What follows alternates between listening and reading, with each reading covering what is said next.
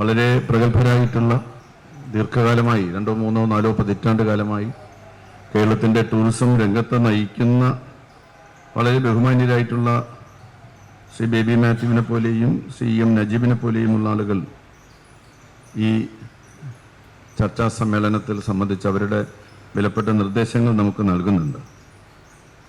വിഷയം അവതരിപ്പിച്ചുകൊണ്ട് doctor K Manoj Kumar സംസാരിക്കുന്നുണ്ട്.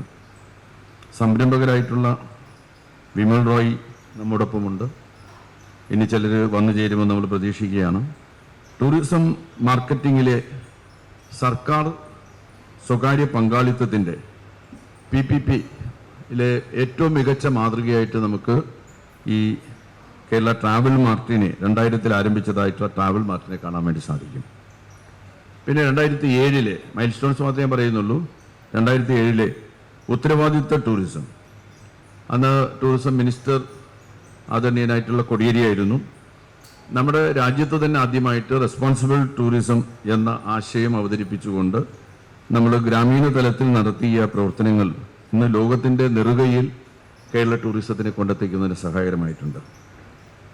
അന്ന് 2007 ആരംഭിച്ച റെസ്പോൺസിബിൾ ടൂറിസത്തിന് ഒരു മിഷനായി മാറിയത് എനിക്ക് അഭിമാനത്തോടു കൂടി പറയാൻ സാധിക്കും. ഞാൻ മിനിസ്റ്ററായിരുന്ന കാലത്ത് റെസ്പോൺസിബിൾ ടൂറിസം മിഷൻ നമുക്ക് രൂപീകരിക്കാൻ സാധിച്ചു.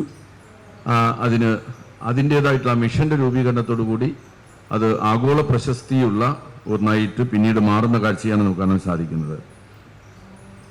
അന്ന് 11.89 ലക്ഷം വിദേശ സഞ്ചാരികൾ നമ്മുടെ സംസ്ഥാനം സന്ദർശിച്ചു എന്നുള്ളതാണ്. വിദേശികളുടെ കേരളത്തിൻ്റെ സന്ദർശനത്തിൻ്റെ കാര്യത്തിൽ ഇത് എക്കാലത്തെയും റെക്കോർഡാണ്. ആ റെക്കോർഡ് ഭേദിക്കാനായിട്ട് ഇന്നുവരെ കഴിഞ്ഞിട്ടില്ല. അക്കാലത്ത് 1.83 കോടി ആഭ്യന്തര സഞ്ചാരികൾ ഇവിടെ വരികയുണ്ടായി.